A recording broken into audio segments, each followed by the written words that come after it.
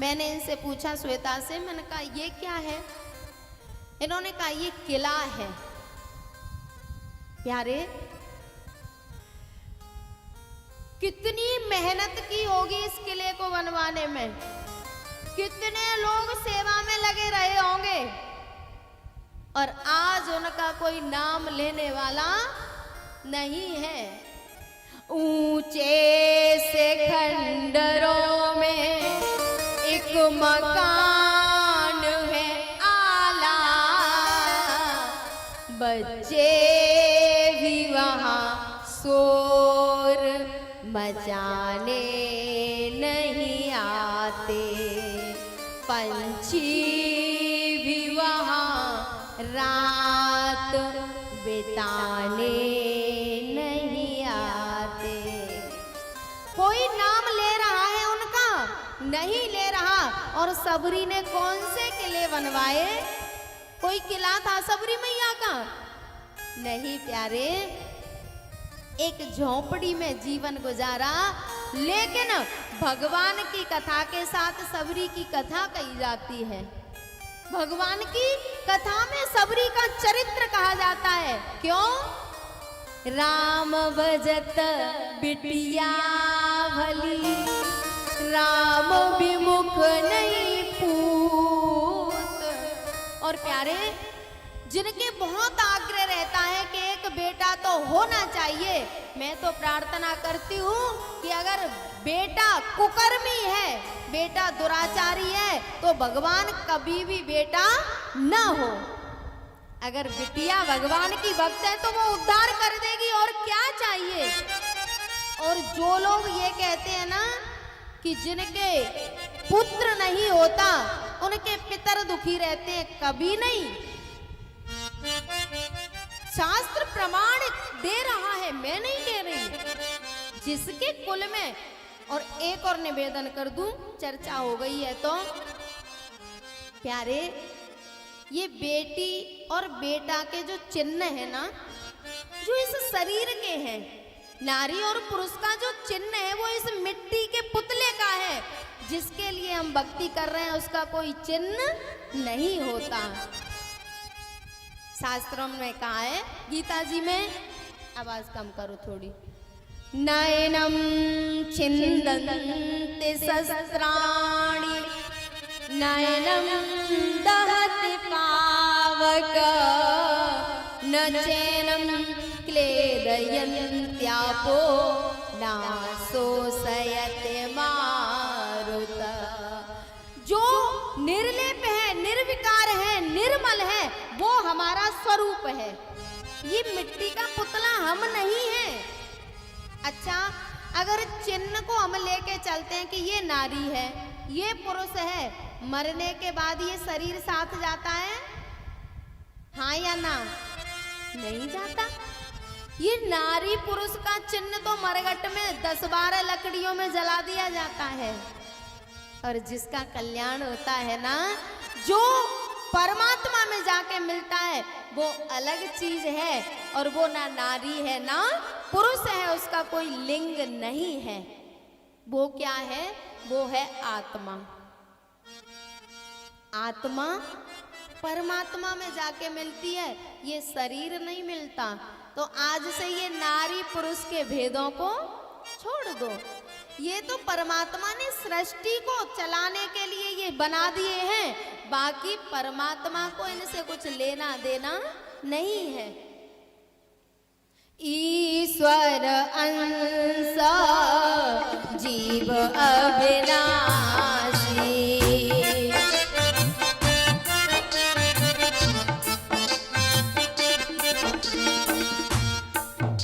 मैया को आगे बिठाया करो, खजोड़ी मैया को आगे बैठा करो आप।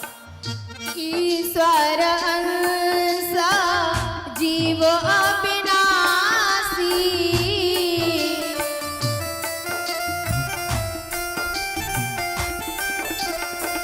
चेतन अमल सहज सुख राशि,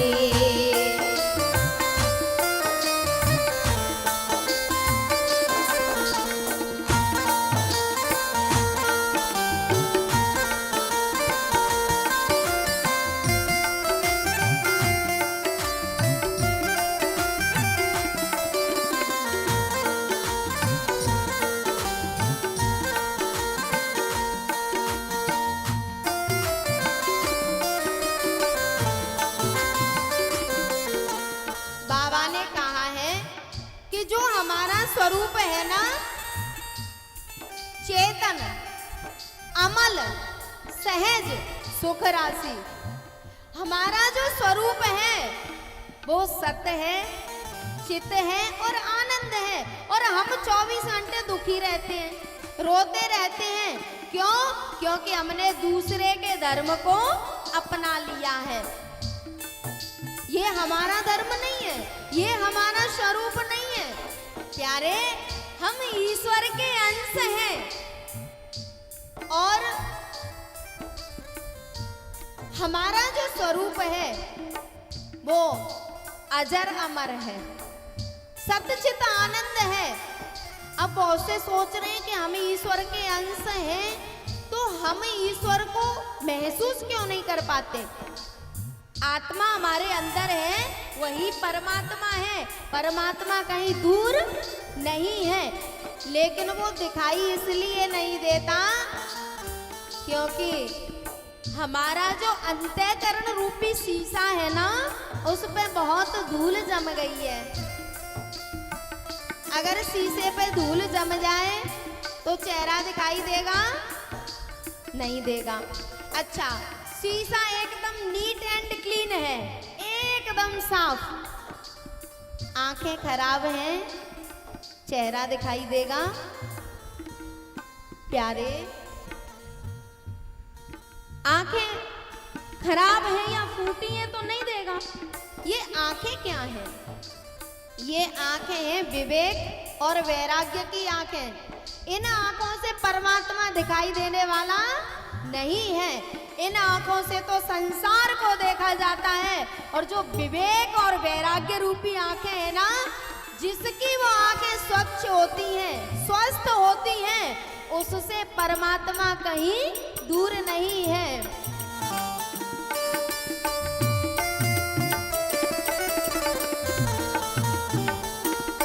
बाबा ने कहा है, मुकुर मलिन अरु नयन बिहीना,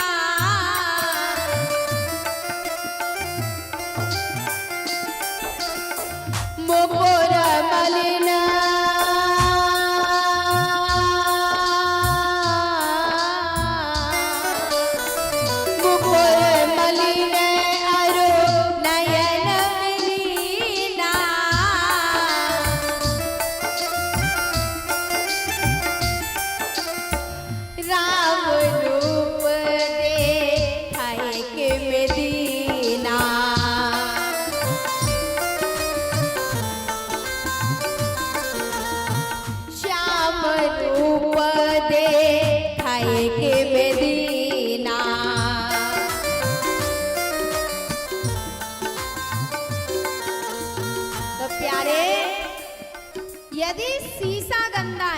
कल बात चली थी ना कि पहले हमें अंतःकरण को इस परमात्मा की कथा का पात्र बनाना पड़ेगा। और यदि अंतःकरण शीशा है, वो गंदा हुआ तो भी परमात्मा के दर्शन नहीं होंगे। और अंतःकरण शुद्ध है और विवेक और वैराग्य की आंखें नहीं हैं, तो भी परमात्मा के दर्शन नहीं होंगे। वैसे तो महापुरुषों ने ये कहा है, कस्तूरी कुंडले बसे मृग ढूंढे वनमा,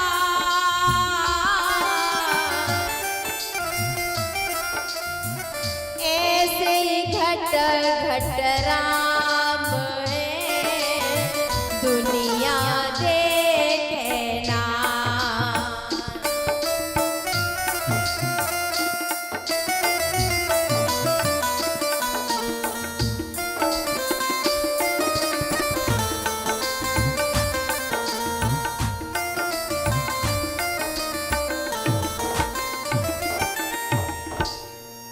प्यारे, बस यही प्रार्थना करनी है कि परमात्मा हमारे अंदर बैठा है। परमात्मा अंदर है, लेकिन दिखाई इसलिए नहीं दे रहा कि हमारी विवेक और वैराग्य की आंखें खराब हैं। बहिर्मुखी हो गए हैं, हम संसार को देख रहे हैं लेकिन अपने स्वरूप को नहीं देख रहे। जो हम हैं उसको नहीं देख रहे। और प्यारे, जिनकी विवेक और वैराग्य की फूट गई है ना, उनकी जीवन नरक हो जाता है, उनकी जीवन में कोई सार नहीं रहता, क्योंकि वो तो बहिर्मुखी होके संसार को देखते रहते हैं और जीवन भर रोते रहते हैं। उनको अपने स्वरूप का, अपने अस्तित्व का कोई पहचान नहीं रहती और दुखी रहते हैं। तो निवेदन हो रहा था कि अगर बेटी भगवान की भक्त है तो वो बेटा से अच्छी है।